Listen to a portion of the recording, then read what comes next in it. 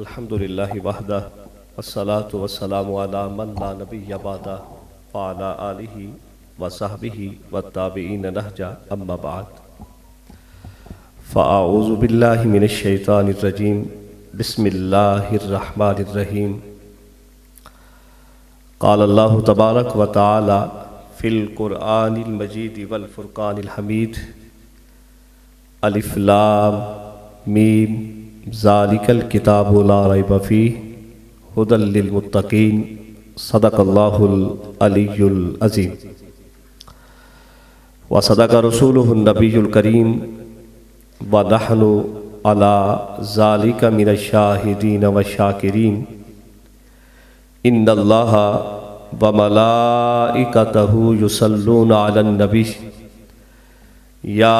अय्युहल्लज़ीना आमनू सल्लु अलैहि वसल्लिमु तस्लीमा अल्लाहुम्मा सल्लि अला सय्यिदिना व मौलाना मुहम्मद व अला आलिहि व सहबिहि व अहलि बैतिहि अजमईन बेरहमतिका या अरहमर राहिमीन। मेरे मोहतरम बुजुर्ग उलमाए कराम मुअज़्ज़िज़ीन इलाका और बिलखुसूस हमारे इस बज़म के रूह रवां हज़रतुल अल्लाम मौलाना मोहम्मद वसीम सज्जाद साहब सीदा मजदहू, अल्लाह तबारक व तआला के हज़ूर दुआ गो हूँ कि परवरदिगार आलम हम सब का आना, यहाँ बैठना और अपने एतबार से एक इंतहाई जुदागाना हसीयत की इस महफ़िल पाक की हाज़री के एक तरफ कुरान मजीद फ़ुरक़ान हमीद की तफ़सीर सिरातुल जिनान की इख्तितामी तक़रीब माअन इफ्तिताह बुखारी और जनाब नबी करीम अलैहिस्सलातु वस्सलाम की हदीस तैयबा में मुरव्वजा कुतुब हदीस में जिनको सेहत के मकाम से पहला मकाम और पहला दर्जा दिया जाता है उसका इफ्तिताह है, तो ये अपनी नौइयत की यकीन कीजिएगा कि एक अलहदा इम्तियाजी हैसियत के साथ इस बज़म का इनेकाद है। दुआ करता हूँ कि परवरदिगार इसको कबूल फरमाए, हमारा यहाँ आना बैठना ये भी कबूल फरमाए, हमें हमारी आने वाली नस्लों को इस तरह की महफ़िल पाक में शिरकत करते रहने की तौफ़ीक़ अता फरमाए। मुझे कहा गया इस्तक़बाली खुतबा के हवाले से अब सोचता हूँ कि कहाँ से शुरू करूँ, कुरान पर इख्तितामी हवाले से गुफ्तगू करूँ या हदीस के इफ्तिताह के हवाले से कलाम करूँ। तो अभी हमारी मीटिंग चल रही थी, उसी में से उठ के आए कंजुल मदारिस बोर्ड के हवाले से। तो मैं रास्ते में डॉक्टर फरहान साहब से बात कर रहा था कि यार क्या गुफ्तगू की जाए, क्या वहाँ अर्ज किया जाए। वो नमाजी के जिनके सामने 8 साल तक कुरान मजीद फ़ुरक़ान हमीद का दर्स तर्जमा और तफसीर बयान होता रहा हो और फिर वहाँ इतने मुस्तनद आलिम दीन गुफ्तगू करते रहे हों, तो बहरहाल चंद एक कुरान व हदीस के हवाले से आपके सामने से कलाम करूँगा। पहली बात तो ये जहन में रखिएगा कि बड़ा पुरफितन दौर है, हमें और हमारी अपनी औलादों को कुरान व हदीस से जोड़ने का और कुरान व हदीस के इल्म हासिल करने के लिए तग्गो करने की हाजत है और माख़ज़ इस्लाम को समझने की हाजत है कि हम बासियत मुस्लिम और मोमिन अपना दीन कहाँ से लेते हैं, हमारे इस्लाम के माक़ज़ और मसादिर क्या हैं।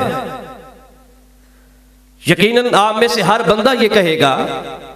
कि सरे फरिस्त वो अल्लाह तबारक व तआला का कलाम जिसको कुरान मजीद फ़ुरक़ान हमीद के नाम से हम मसूम करते हैं वो है। इसके बाद मेरे नबी करीम अलैहिस्सलातु वस्सलाम की हदीस तैयबा है। यहाँ पे रुकना नहीं, माख़ज़ इस्लाम में से तीसरा माख़ज़ जिसको इजमा से तबीर करते हैं, इजमा कहा जाता है, और चौथा माखज़ कयास। ये चारों जब जुड़ते हैं, अगरचे इजमा और कयास ये कुरान मजीद, फुरकान हमीद और हदीस नबविय्या सल्लल्लाहु ताला अलैहि वबारक वसल्लम से ही हासिल किए गए, लेकिन इनकी एक अपनी हैसियत है, अपनी हुज्जत है, ये दलील है ये। तो जब ये चारों जुड़ते हैं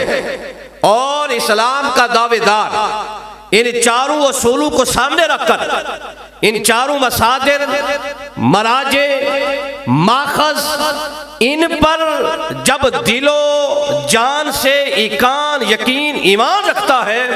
तो वो बंदा मुकम्मल इस्लाम पर ईमान रखने वाला होता है और वही इस्लाम को समझ सकता है और वही इस्लाम के तकाज़ुल को समझ सकता है और वही इस्लाम की मिठास और हलावत को महसूस कर सकता है। वरना कायनात में हमने पढ़ा और देखा,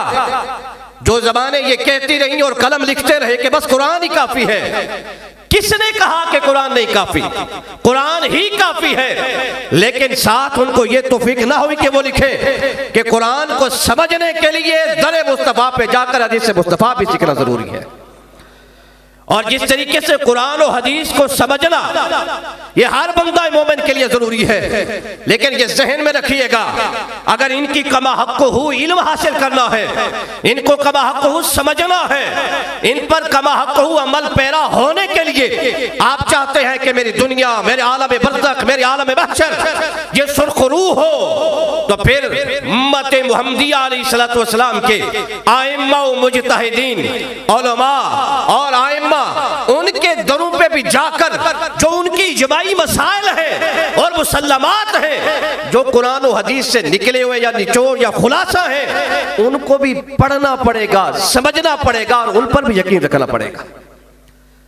और कई ऐसे मसाइल कि जो कयास से हमारे आइम्मा अरबा जनाब इमाम आज़म अबू हनीफा, इमाम मालिक, इमाम शाफ़ई, इमाम अहमद बिन हम्बल अलैहिर्रहमा और दीगर हमारे आइम्मा मुज्तहिदीन ने मुस्तंबत किए, उन मसाइल क़ियासिया का भी इकरार करना पड़ेगा। यानी ये जहन में रखना, इन्नद्दीन इंदल्लाहिल इस्लाम,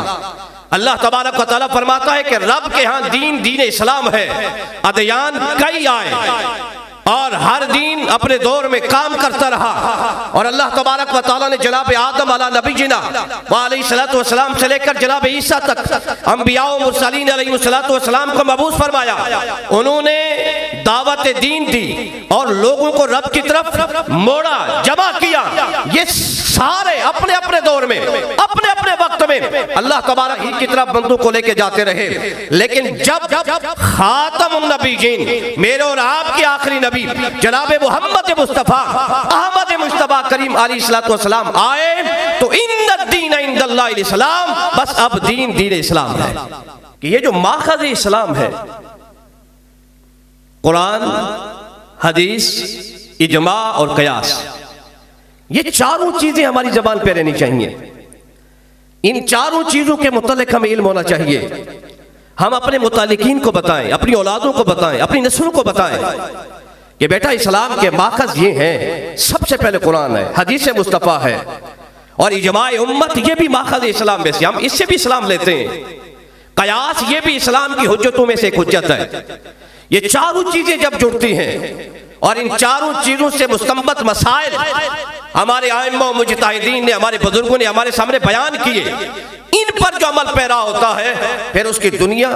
कब्र और आखिरत सुरखरुई होती है और उसमें अल्लाह तबारक व तआला उसे कामयाबी अता फरमाएगा।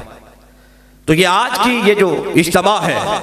हमारी ये महफिल है कि जिसमें कुरान मजीद फुरकान हमीद का दर्स आपको दिया गया 8 साल, और 8 साल में ये तफसीर कुरान मजीद फुरकान हमीद खत्म हुई और अब दूसरा माखज़ इस्लाम जनाब हदीस मुस्तफ़ा करीम अलैहिस्सलातु वस्सलाम,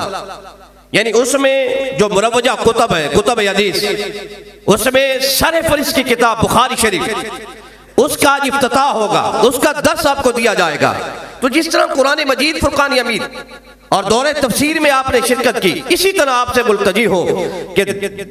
दर्स हदीस में भी अपने आप को भी, अपनी औलादों को और अपने मुतल्लिकीन को भी साथ लेकर आना। तो यूं अगर कहते हैं ना कि कतरे कतरे से दरिया बनता है, एक एक हदीस पढ़ते पढ़ते एक दिन बुखारी शरीफ की भी इख्तिताम बुखारी में हम जमा होंगे, दीगर कुतुब हदीस को भी हम लेंगे। तो बहरहाल मेरे अजीज, मैं आप सबको मुबारकबाद पेश करता हूँ और दुआ करता हूँ कि अल्लाह आपको इस्तिकामत भी अता फरमाए। और ये है बड़ा औखा दौर, बड़ा मुश्किल दौर है, बड़ा पुरफितन दौर है। तो इसमें ये जो चंद एक चीजें मैंने बयान की, और जाहिर है कि ये सिर्फ आपको बावर कराना था कि आज सुनने को मिलता है जी बस एक ही काफी है, हमें हदीस मुस्तफ़ा की आजत नहीं, या ज्यादा से ज्यादा हम कुरान और हदीस, हमें इजमा और हमने क्या करना है, हम क्या जाने इमाम आजम को, इमाम शाफी को, इमाम अहमद बिन हंबल को। हम खुद तर्जुमे कुरान कर सकते हैं, हदीस पाक पढ़ सकते हैं। उनके दौर में तो इतनी टेक्नोलॉजी नहीं थी जो आज है, वो तो इतना टेक्नोलॉजी से वाकिफ नहीं थे जितने आज हम हैं। तो लिहाजा उनका यूं इनकार कर दिया जाता है, और कयास को तो यकसर मानने के लिए तैयार नहीं होते। लेकिन सुन्नी और अहले सुन्नत व जमात,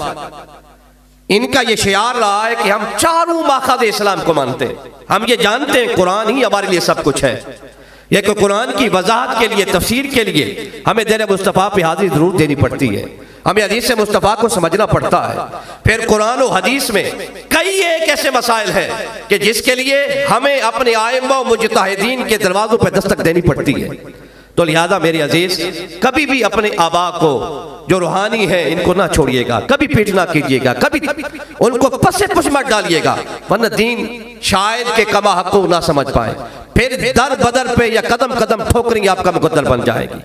तो दावत इस्लामी भी यही चाहती है, यही मिशन और मंशूर है। और हमारे मसलक के हक़ अहले सुन्नत व जमात का यही वतीरा है कि हम अपने बुजुर्गों से अपने आप को जोड़े रखते हैं, और जोड़े रखते हैं फिर हमें हदीस भी समझ में आती है, कुरान भी समझ में आ जाता है, और हमें इस तरह के नौजवान उलमा समझाने वाले भी आ जाते हैं। तो अल्लाह ताला इनका ये बयान करना, 8 साल ये मेहनत ये कबूल फरमाए, आपका सुनना कबूल फरमाए, और हम सब का यहाँ आना कबूल फरमाए, और मालिक इल्म जज़ल इस तरह की महफिल में हमें शिरकत करते रहने की तौफीक अता फरमाए। व आखिर दावाना अनिल हम्दुलिल्लाहि रब्बिल आलमीन।